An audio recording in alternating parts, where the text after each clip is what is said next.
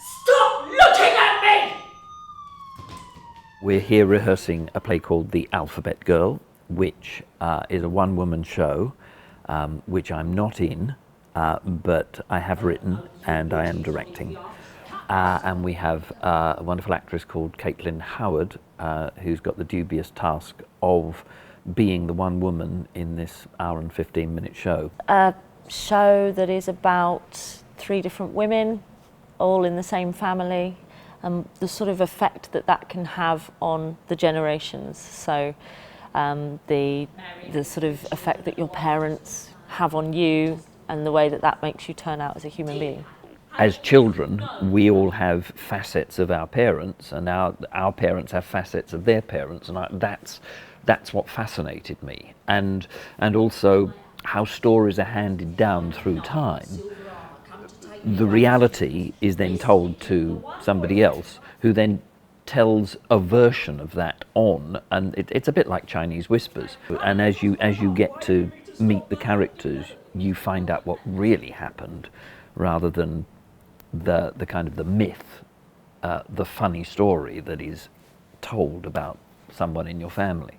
And it's a very intricate weaving of a tale. You know, there's funny stories, there's incredibly sad stories, and the great thing about it is that a lot of the stories are actually based in what Renny's family history actually is.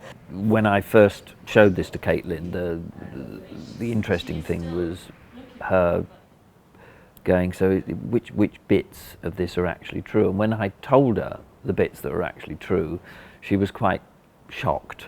I think the most important thing is that you are alone, and that's terrifying, actually. It's really scary. I always wanted to write a one-man show, but I chickened out, so I wrote a one-woman show, so I didn't have to do it. It's quite freeing, it's quite exhilarating. I found that the first time I did it, I would wake up early in the morning, absolutely terrified, racked with nerves as to how it was going to go. But this time around I'm feeling a lot more relaxed about it, because I know it worked. With new writing, that's the thing, you never know the first time round whether it's going to work, whether audiences are going to like it. But actually, everybody liked it. The response to it was fantastic. You know, people just were blown away by it. We put little sort of feedback forms in with the programmes, and everybody filled them out, and it was great.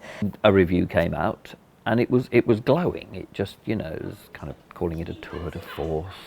Then we had another review, and then another review, and they all kind of were going, this is an amazing feat, you know, one-woman show, and it's totally gripping. The nicest thing was that I got nominated for the Manchester Theatre Award for Best Fringe Performance. Which is lovely.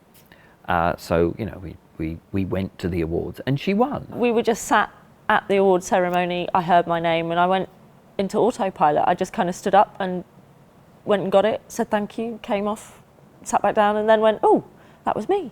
My hope is that once you sit down, you're drawn in to this character, and you don't know where you're going with it.